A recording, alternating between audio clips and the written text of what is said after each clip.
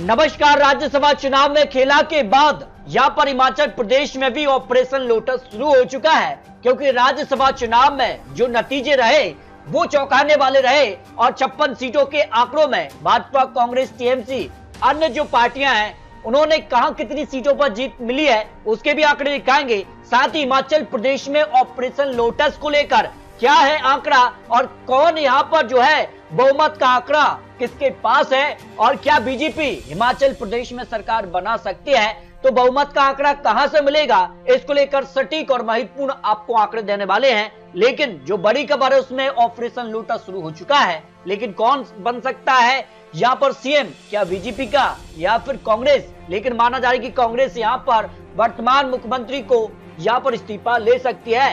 तो यहाँ पर राज्यसभा चुनाव में खेला के बाद लोकसभा चुनाव से पहले हिमाचल में ऑपरेशन लोटस शुरू हो चुका है। तो क्या आंकड़ा है और किस प्रकार से यहाँ पर जो है हिमाचल प्रदेश की सियासत में अचानक से बवाल देखने को मिल रहा है, उस हिसाब से किसका है पलड़ा भारी।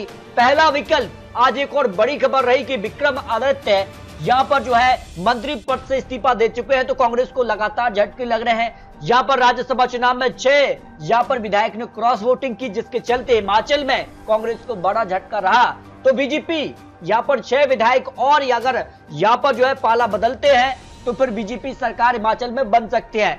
दूसरा विकल्प है सुक्कू प्लस 6 पाला बदल लें, क्योंकि सुक्कू को लेकर भी यहाँ पर माना जा रहा है कि कांग्रेस यहाँ इस्तीफा उनका ले सकती है। अगले सीएम कौन बनाएगी कांग्रेस, उसके भी नाम सामने आ रहे हैं, तो बीजेपी सरकार बन सकती है। तीसरा विकल्प, विक्रमादित्य को कांग्रेस बड़ा यहाँ पर जो है ओहदा दे, जिस कारण से कांग्रेस सरकार बच सकती है। फिलहाल अगर बात की जाए तो काफी हलचल हिमाचल में है, लेकिन आंकड़ा किसके पक्ष में वो आंकड़े भी आपको दिखाएंगे। लेकिन बड़ी खबर कि 9 विधायक यहाँ पर फिर हरियाणा ले गए हैं, यहाँ पर जो है रिजॉर्ट में ठहराए गए हैं। उसके बाद क्या तस्वीर बन रही है और हिमाचल में सुक्कू नहीं तो कौन सीएम, कांग्रेस यहाँ पर जो है नए मुख्यमंत्री का ऐलान कर सकती है। मुकेश अग्निहोत्री मुख्यमंत्री बन सकते हैं, जबकि विक्रमादित्य जिन्होंने यहाँ पर मंत्री पद से इस्तीफा दे दिया है तो उन्हें डिप्टी सीएम बनाया जा सकता है, जो बड़ी खबर यहाँ पर सामने आ रही है।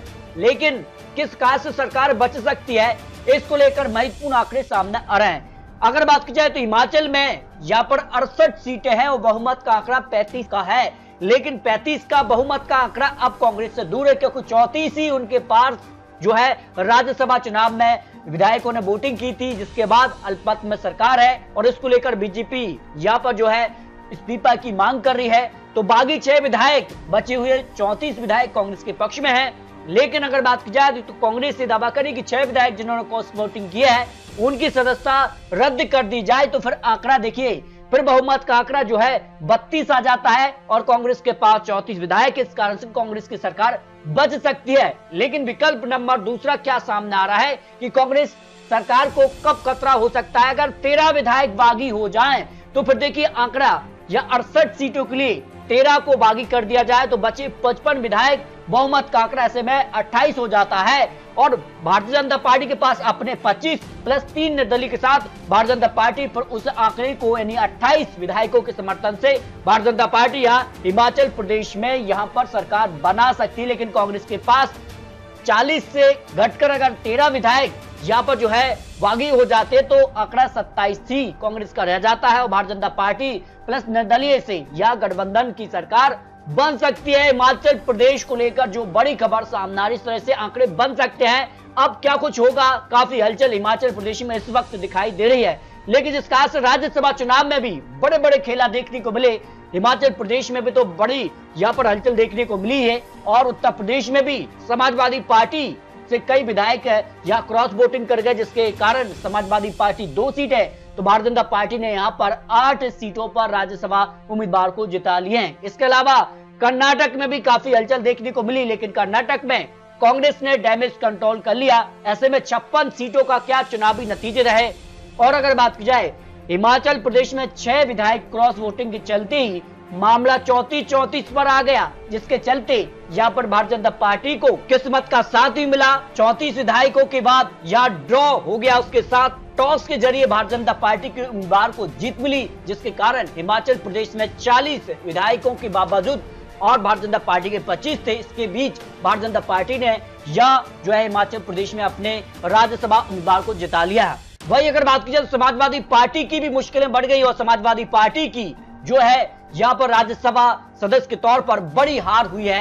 एक उम्मीदवार उनका हार गया और क्रॉस वोटिंग हुई। 7 विधायक यहां पर जो है क्रॉस वोटिंग कर गए, जिसके चलते भारतीय जनता पार्टी को यहां पर 8 सीटें तो यहां पर समाजवादी पार्टी को 2 सीटें मिली। आपको बता दें कि समाजवादी पार्टी को मात्र यहां पर 3 विधायकों की जरूरत थी, जबकि भारतीय जनता पार्टी को 8वीं सीट जीतने के लिए 8 विधायकों की जरूरत थी, जिसके कारण भारतीय जनता पार्टी ने जीत हासिल की। जबकि कर्नाटक में अगर बात की जाए तो 4 यहां पर सीटों के लिए 5 उम्मीदवार मैदान में थे। 2 यहां पर बीजेपी प्लस यहां पर जेडीएस के उम्मीदवार थे, तो 3 यहां पर कांग्रेस के थे। लेकिन तीनों सीटों पर कांग्रेस ने यहां पर डैमेज कंट्रोल करते हुए तीनों सीटों पर जीत हासिल की है, जबकि भारतीय जनता पार्टी को 1 सीट मिली है।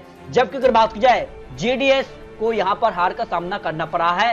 राज्यसभा चुनाव को लेकर महत्वपूर्ण आंकड़े हैं। इसके अलावा यहां राजस्थान में भी यहां पर जो है कांग्रेस को 1 सीट मिली, जबकि भारतीय जनता पार्टी को 2 सीटें। अब राजस्थान से सोनिया गांधी यहां पर राज्यसभा सांसद घोषित कर दिए हैं। पश्चिम बंगाल में ममता बनर्जी को यहां पर 4 सीटें मिली, तो भारतीय जनता पार्टी को 1 सीट। जबकि यहां पर महाराष्ट्र में भी भारतीय जनता पार्टी को यहां पर 5 सीटें, तो 1 सीट कांग्रेस के पक्ष में रही। मध्य प्रदेश में भी 5 में से 4 सीटों पर भारतीय जनता पार्टी, 1 सीट कांग्रेस ने जीती।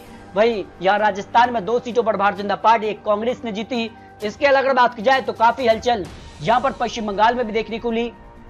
बिहार में भी यहां पर 6 में से 3 सीटों पर भारतीय जनता पार्टी प्लस गठबंधन के लिए, 1 सीट कांग्रेस के लिए, 2 सीटों पर यहां पर आरजेडी को जीत मिली है। उड़ीसा में यहां पर 3 सीटों के लिए अगर बात की जाए तो सीधे तौर पर यहां भारतीय जनता पार्टी को 1 सीट मिली, जबकि 2 सीटों पर बीजेपी जनता दल को जीत मिली है। छत्तीसगढ़ की 1 सीट पर भी भारतीय जनता पार्टी ने यहां पर निर्विरोध जीत हासिल की।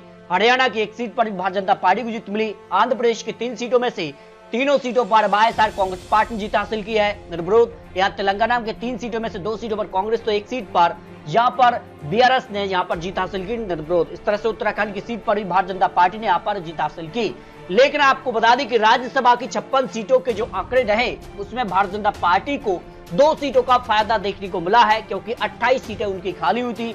लेकिन इस बार भारतीय जनता पार्टी ने चुनाव में 2 सीटों का फायदा मिला। 1 सीट यहाँ पर उत्तर प्रदेश से अतिरिक्त जीती और 1 सीट यहाँ पर हिमाचल प्रदेश से अतिरिक्त जीती।